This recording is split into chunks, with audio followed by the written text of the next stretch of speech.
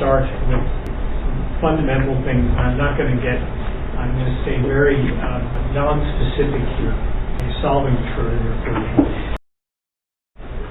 In the broadest context, the Schrodinger equation solution can be viewed in terms of two variables. The first variable is to the extent to which electron motions are coupled or correlated is the word.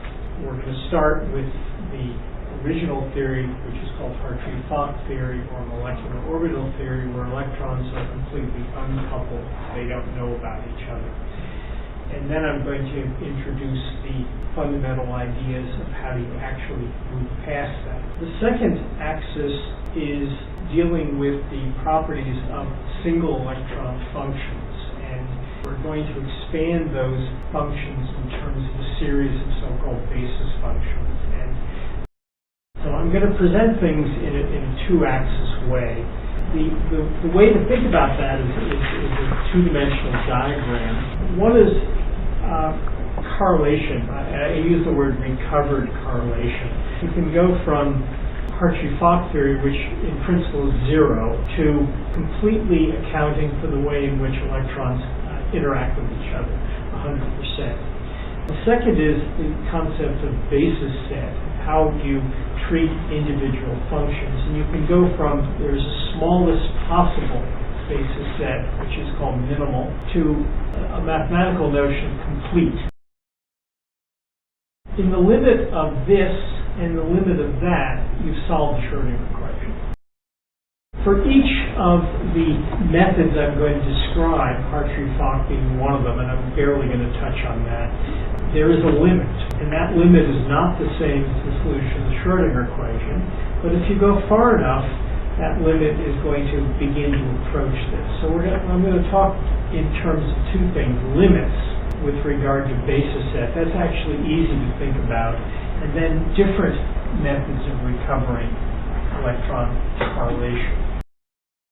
Let's start with the basis set. That's the easier one. So I'm going to start with, essentially what we're doing is we're writing the one electron functions in terms of some linear combination, a sum of functions that are centered on atoms, basis functions.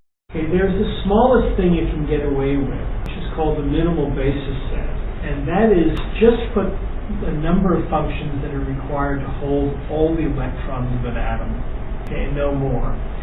In the case of hydrogen, you only need one function, and we classically think about that as 1s.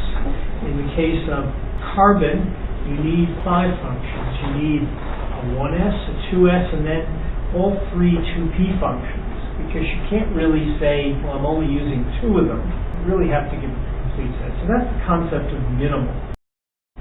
Once you have that, you can move in, I like drawing axes, you can move in one of 3 dimensions, probably more. You can take the set of functions that we're using to describe the valence, in the case of carbon, 2s and 2p, and you can break them into 2 sets or 3 sets. That's called splitting valence. And you can also do the same with the inner shell electron. It doesn't make much difference. You can add to the valence functions that are higher order.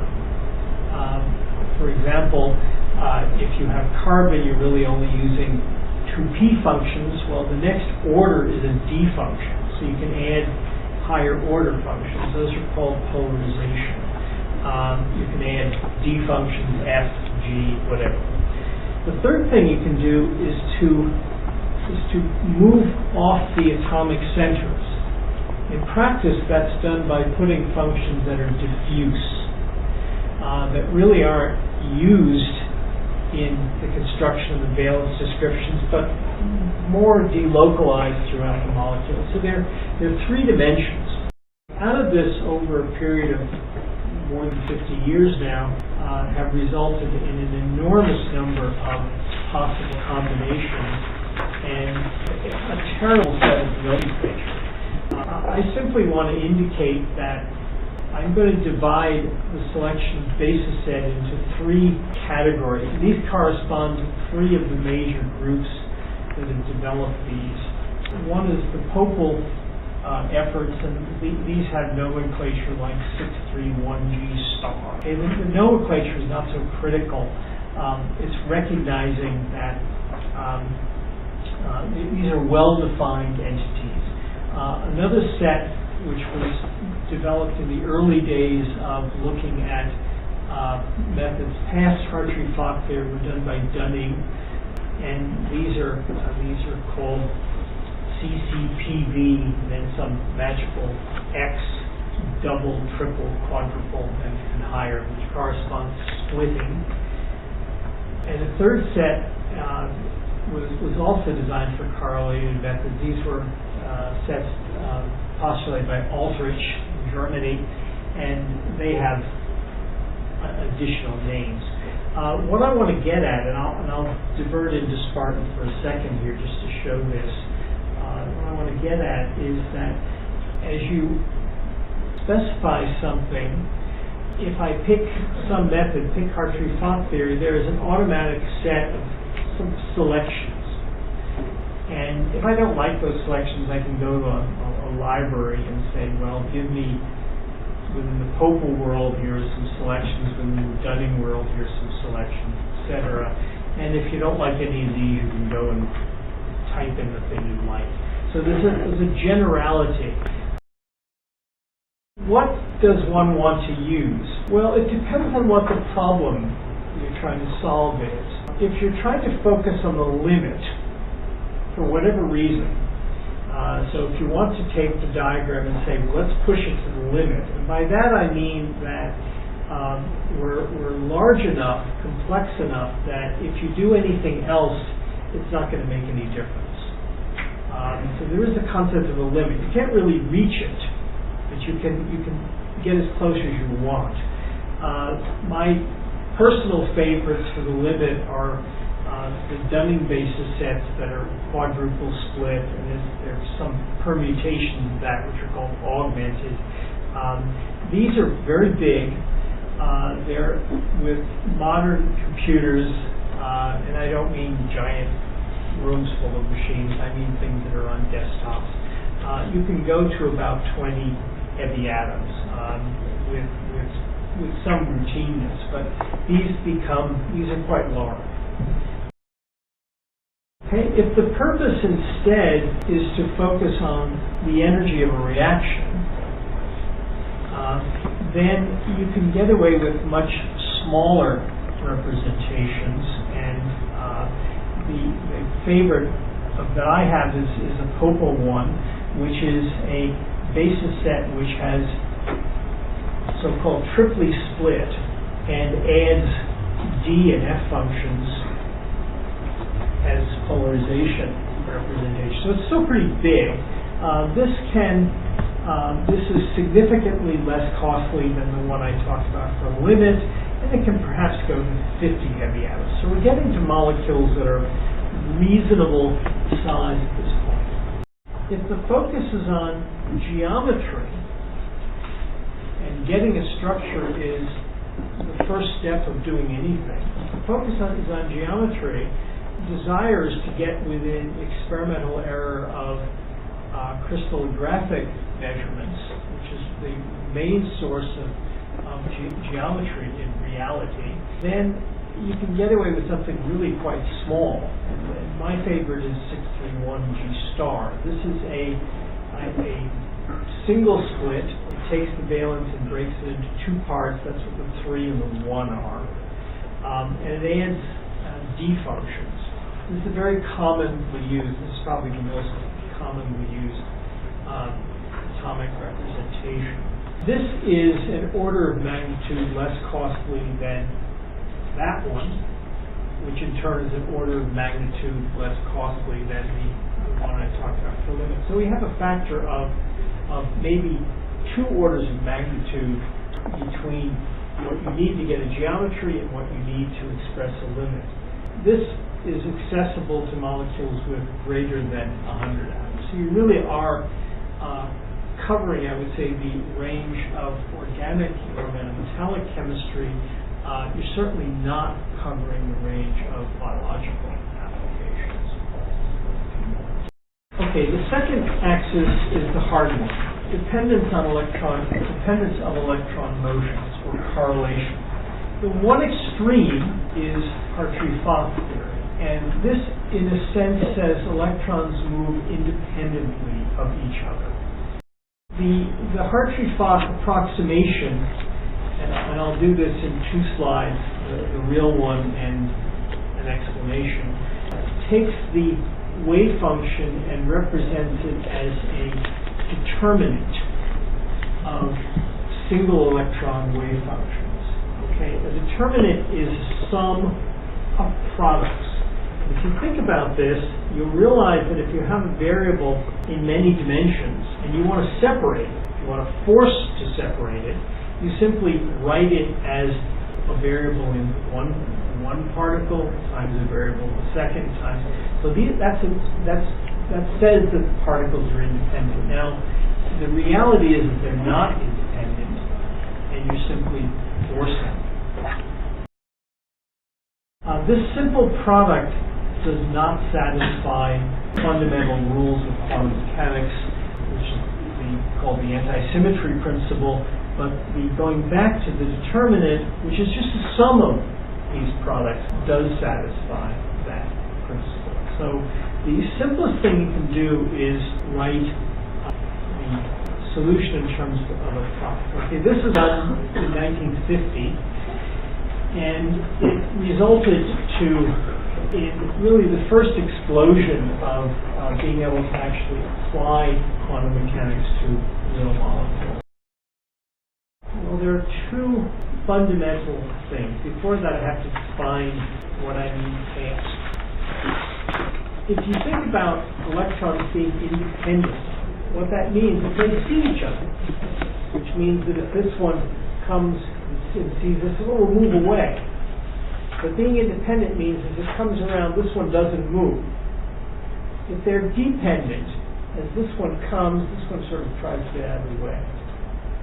So if you think about it, independence means that I'm repelling each other more than I should.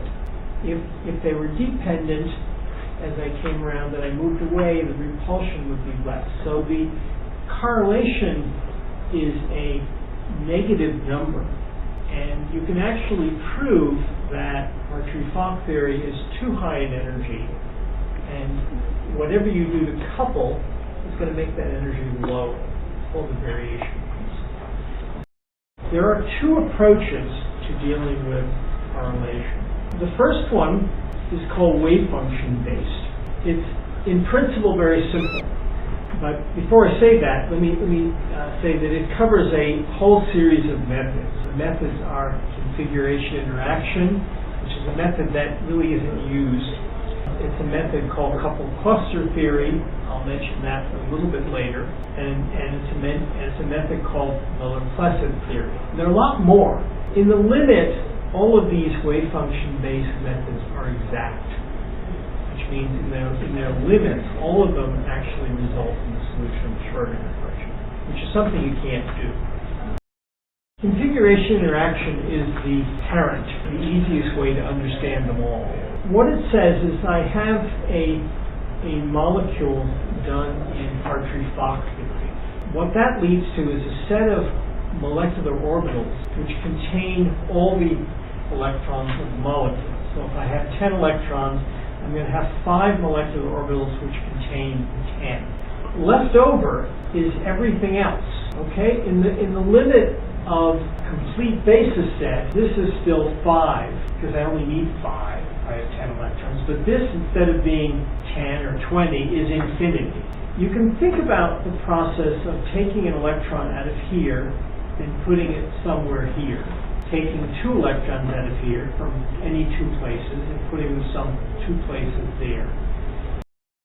If you do that exactly, fully, then, and if this is complete base set, if you do all possible permutations of exciting electrons from filled to empty over all possible orbitals, you've actually solved Schrodinger. Why can't you do it? Because the number of those choices, and I'll call them excited states, that's a very loose term, is the number of electrons times the number of molecular orbitals to the factorial.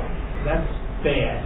But even worse is the number of unoccupied orbitals is infinity. So you have a mathematical problem that you actually can think about. You can do lots of formal things with it, but in practice you can't really do anything. There are a number of schemes which try to limit this, and they do it by constructing windows. They build a window around some set of functions, and they say we'll use this set that are occupied and this set that are unoccupied, and within that we'll do everything. The problem with that is that it's very difficult to define. One case is that the window incorporates all the unoccupied and all the valence. So you eliminate the core. You're really saying excited states from the core orbitals are unimportant. And that's a pretty good approximation. The problem with this is that you still have this huge number here. So you really can't do that either.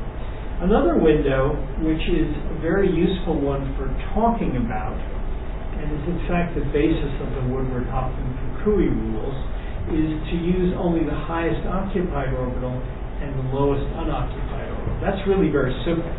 In between, there are lots of combinations, none of which are terribly well defined. Okay, the second approach, which has become practical, is called Muller-Plesset theory. It's a very simple mathematical idea. It says that the Hartree-Fock solution, which we had to do, is in fact very close to the exact solution. The difference is good chemistry and bad chemistry, but that's a very tiny number. A mathematician would look at that problem and say that if you want something that's very close to something you have, I can do that by writing this as the thing you have plus a small perturbation, and I can expand this in powers of a dimensionless variable, if you like. So you get the following. You can say E is equal to what I know plus a single power times some correction squared times another correction, etc., etc. In the limit of all possible corrections, this is exact, assuming that your starting point is very close. Okay, you can actually write explicit formulas for each of these corrections. The one that's caught on is the first finite correction, which is an order correction. The first order correction is 0. And you can write a formula for it. I write it down because I want you to recognize these things get fairly messy. This is called MP2, and it's a well-defined theory. It was probably the first correlated method that became in common use. It's actually very old. It actually dates from the 1930s, but it really was not applied until maybe the 1930s. You can go higher. You can go third, fourth, even higher order corrections. You can write formulas. Each correction adds an order of magnitude cost to the price of doing things. And it becomes rather prohibitive rather quickly. Now, I mention these because they're not so much used by themselves, but at least the fourth order correction, which is the MP4 correction, is used as part of a series of recipes called G3, G4. There's some earlier ones, and I'll discuss those in a couple of minutes. I think the most important use of these methods past MP2 is not so much doing chemistry, but rather supplying data. We're going to see that experimental data with which to judge how well your theories are doing are actually rather limited. They're rather not limited for structure, an enormous amount of experimental data on geometry. But they're very limited on energetics, basically the relative energies of two molecules or the energies of a chemical reaction. The amount of experimental data is actually very limited there. And they're very limited on things like conformation, how different are the energies of one shape versus another shape.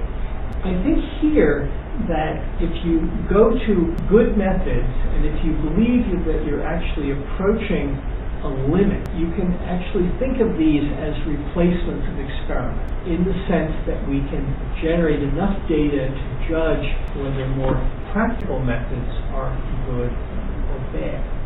The gold standard, the method that is currently viewed as equal or better than experiment, is called couple cluster theory, single, double, and triples correction, CCSD. This is actually very similar to Muller-Plesset theory. It's an expansion. It's a different way of writing it. And this scales as the 7th power of the number of functions. Even a small molecule with a reasonably small base set will have 100 or 200 or 300 functions. When you take that to the 7th power, you begin to get huge numbers very quickly.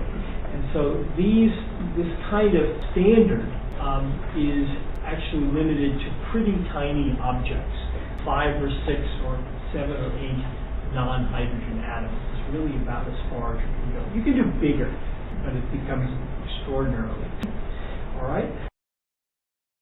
This was recognized a long time ago, and a very clever idea was brought about. This resulted in a series of so-called GX recipes. I view these were originally proposed to calculate heats of formation, but in fact what they are is they are approximations to this couple cluster theory. It's really what they are. And they do this in a very simple way. They make an assumption that if you calculate the correlation energy for a simple method with a small basis set and between a small and a large basis set. So if you calculate that correlation energy, you can now you're using a simple correlation method to calculate what changing the basis set does.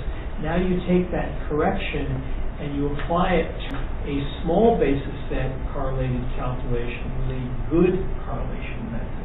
Okay, I'm not saying that very clearly. You're doing two sets of calculations. You're doing a calculation with a very simple correlation method, like MP2, and you're saying, what is its limit? You can do that for a big basis set. So you get a number. This is the number in going from a small to a large basis set. And you take that number, it's an energy, and you now apply that number to a correlated calculation done with a small base set. So you're doing two calculations that are possible. Simple correlated method with big basis set, that's one axis of our approximation, and a good correlation method with a small basis set, that's the other axis. You're assuming that the two axes are independent of each other. That's not true, but it works pretty well. Okay, those are called GX. There's a variety of formulas, and I'll put the four most common ones. The simplest one is G3MP2. The simple correlation method is MP2. The good one is something called quadratic CI, and the limiting step is that T, triples part. And you can go to about 20 heavy atoms. You can do, as you walk down, the most complicated one here is G4. The simple correlation method is MP2 and MP4, so it's not so simple. The good one is couple cluster theory, and you can do, 8 or 10 heavy atoms at the most. And this gets prohibitively expensive. All of these are now implemented in Spartan. You can't go very far with them, but you can go far enough to get calibration points. We some time ago introduced a method that was intended to reproduce G3MP2. We called it T1. Someday we'll probably do T2. T1 looked at what the limiting steps of this is limited to maybe 20 heavy atoms, and looked at the limiting steps and replaced them by an empirical correction. And what we finally resulted with was a method that was about 2 or 3 orders of magnitude, 100 to 1,000 times faster, and accurate in energetic projection projections to about 2 kilojoules, so pretty good. This is easily applicable to molecules with 30 to 40 heavy atoms, probably much larger than that. Okay, so that's another recipe.